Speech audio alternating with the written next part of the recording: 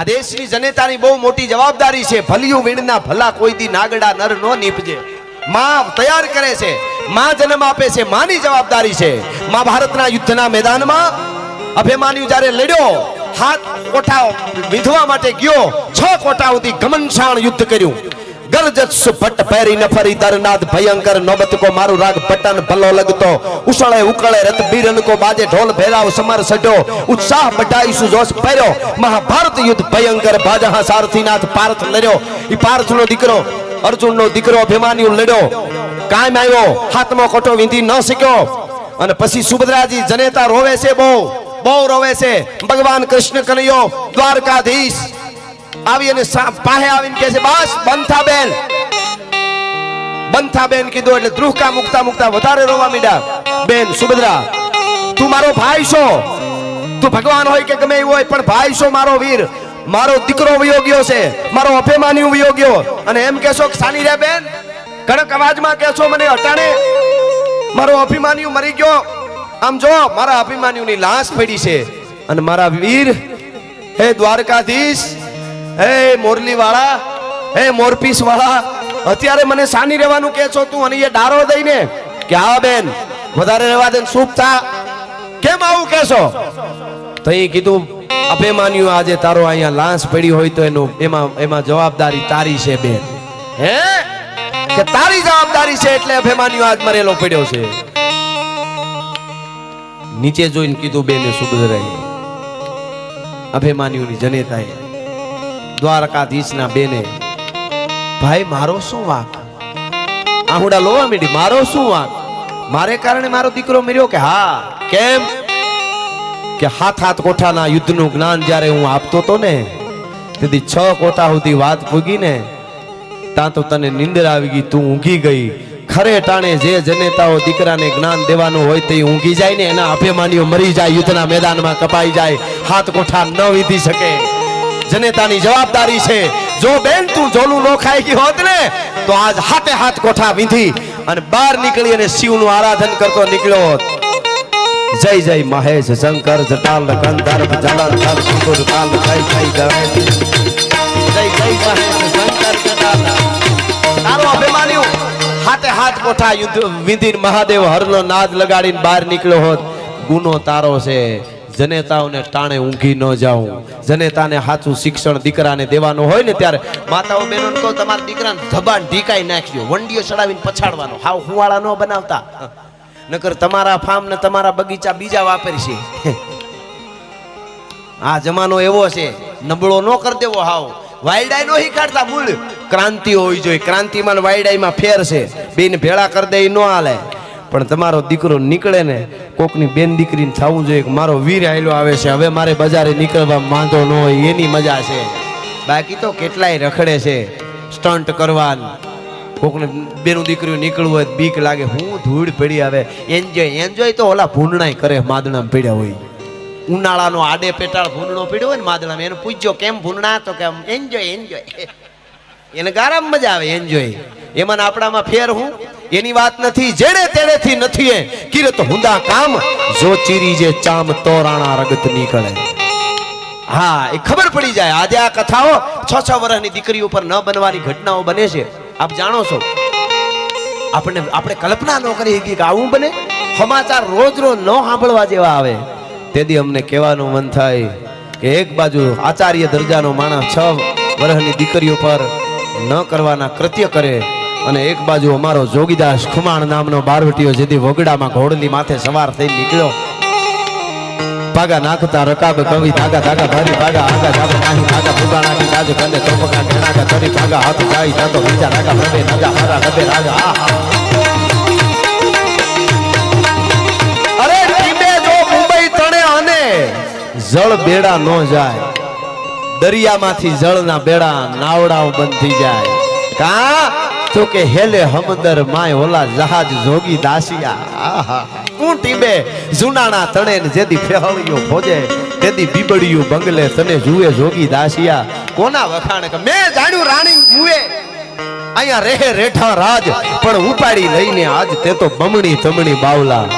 18 વર્ષની દીકરી આડી ફરી, 18 વર્ષની જ્ઞાતિનું નામ નથી લેતો, જ્ઞાતિ સાથે મેઘાણીએ લખ્યું છે.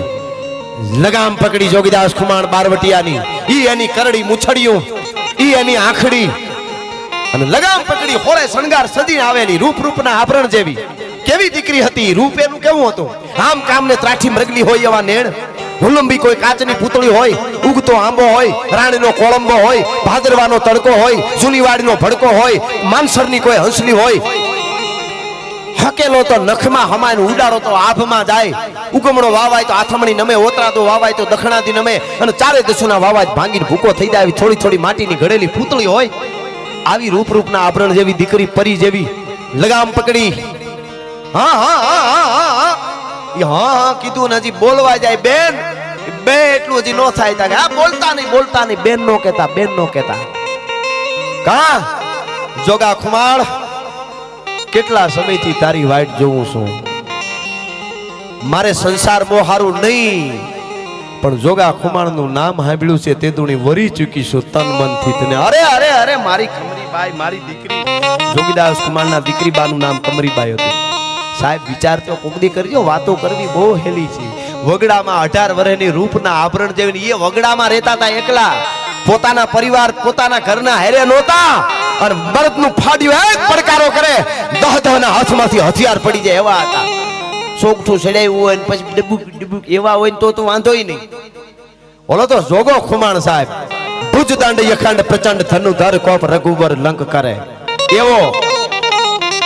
ઈ જોગીદાસ ખુમાણે કીધું મારી દીકરી, મારી કમરીબાઈ આવું ન બોલ, ન બોલ, ન બોલ, કે તમને વરીચું દીકરી કીધી સમજ્યું ને બેન, બેટા સમજીને.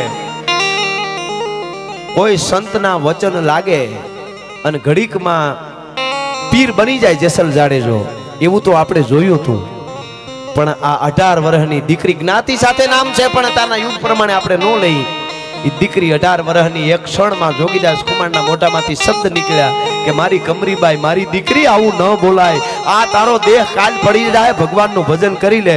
અને કીધું કે આજથી જોગીદાસ ખુમાણ મારો બાપ, મારી ભૂલ થઈ બાપ, લગામ મૂકી દીધી. તમે કલ્પના કરજો કોક દી આ વાતોની આજે જરૂર છે કે નહીં. નાની નાની દીકરીઓ પર ન બનવાની ઘટનાઓ બને. નબળા ગીતો ન સાંભળતા યાર, ન સાંભળવા જેવા ગીતો આવે છે અત્યારે. હમણાં અમારા પ્રોગ્રામમાં એક બેન ઊંચા થઈને ગાતા હતા, પૂછો જરા પૂછો મુझे क्या हुआ है. મેં કીધું હડકવા હુઆ હે બેન. અમારા પ્રોગ્રામમાં કીધું આ તો રહેવા દો. એટલા માટે અમારે અહીં રવિરાજભાઈ શેખવા, અમારા રવિરાજ મામા, હું અમે બહુ ઓળખતો નથી પણ ક્યાં બેઠા હોય, સુરત થી એમણે આ વાત લાઈવ સાંભળી અને આ કાર્યક્રમમાં રવિરાજભાઈ શેખવા અસુમે ગ્રુપ તરફથી આ ભાગવત સપ્તાહમાં 11,000 રૂપિયા આવે છે. જોરદાર તાળીઓથી આપણે વધાવીએ. એમને ખૂબ ખૂબ અભિનંદન આપું છું. આ ફોન ઉપર એમણે આ જોયું એટલે એને મોજના તોરા છૂટી ગયા અને એમના તરફથી 11,000 રૂપિયા આવે છે. કહેવાનો મારો અર્થ, આ વાતો આજે કોઈ પણ જ્ઞાતિ જાતિની હોય એ વાતોને આપણે સાંભળવી, સ્વીકારવી પડશે કે આ જરૂરી છે. યુનિવર્સિટીમાં કથાઓ થવી જોઈએ. આજે પ્રગતિ આપણે બહુ કરી, મંગળમાં પૂગી ગયા, ચંદ્રમાં પૂગી ગયા, બહુ સારી વાત છે, પણ અંદરથી ખાલી થઈ ગયા. આપણી પાસે મૂડી ન રહી. આપણી પાસે અમારો કાનજી બાપા કાથરોટિયા સરદારપુર ભેસાણ પાસે શ્રદ્ધા કોને કહેવાય? આપણે ભાઈ ઉપર શ્રદ્ધા નથી, ઘણાને વિશ્વાસ નહીં, બાપ ઉપર વિશ્વાસ નથી ઘણાને. બોલો, ઘણા તો ટગર જોતા હોય. એક જણા આમ છોકરો જોવે 11 વર્ષ, ઓલે બાપુ કે હું જોઈ રહ્યો, કાંઈ નહીં મારો બાપુ આવો. બોલો, આવા છોકરાઓનું શું કરું? દરિયામાં નાખ દેવા જોઈએ ને. પણ સરદારપુરના કાનજી બાપા કાથરોટિયા પટેલનો ભાભો ખંભે હાથીડું નાખીને વયો આવતો હતો. વરસ હજી 40 થયા છે આ વાતને, અને દુકાળ પડેલો એટલે કે હાડ કોરો વયો ગયો. મેં નહોતો થતો. ભરવાડું માલધારી રબારીયું ગાયું ના બડા મારીને વાળતા હતા. હવેડા બાજુ જાતી હતી ધરાર. કીધું અરે ગોળિયાઓ, તમે માતાજીને કેમ મારો છો? કે અમાને તો બહુ વાલીઓ છે, પણ ધરાર હવેડે જાય તો મારી નહીં, તો ત્યાં પાણી નથી, કુવાના પાણી હુકાઈ ગયા. હવે રૂઠી ગયો દ્વારકા વાળો, હવે મેં નથી થતો બાપા, હું કરી? ઈ ખંભે હાથીડો તો ઈ ઘા કર્યો અને સીમાડે ધુળસિયા હનુમાને જઈને બેહી ગયા કાનજી બાપા પટેલ, અને કીધું કે હનુમાન, તું રામનો દાસ, હું તારો દાસ. હવે વરસાદ કેમ નથી થતો એ જો મારા માટે નહીં, આ ગાયું માતાજી તરહ્યું હોય અને જો મેવલો ન આવે તો મારે ખોળિયામાંથી પ્રાણ અંજળ લીધા વગર છોડી દેવા. 1 દી 1 રાત, 2 દી 2 રાત, 3 દી 3 રાત. 3 દી 3 રાત પૂરા થયા, 3.5 દી થયા ને તા તો આબા મંડળ આખું ઘેરાઈ ગયો. વરસાદે હાડોડોડોડોડોડ વીજળીઓ હળાવા મીડી મારવા અને ચડ્યા ઘસાટી વાદળા કાળા ધોવળા ગંગારી જોકે થાય મોત રાતી માથે ઉતર્યા દરાર તાતો દીકોરા મોરલા માથે હરી મંડાણી એક જારા મે ગરાડા મંડાણા ગપા. આવો વરસાદ વર્યો. આજુબાજુના 7 ગામ ભેળા થઈ અને કાનજી બાપા કાથરોટિયા પટેલના બાપાનું સન્માન કરીને ઘેરે લઈ આવ્યા હતા. આને ભક્તિ કરી કહેવાય. 3.5 દિવસમાં વરસાદને આવવું પડ્યું. નકરે નકરું રમ ધન લાગે ગપલ નો લાગે એમ લાગી જતી છે. એ તો અંતરથી જેને લાગી જાય.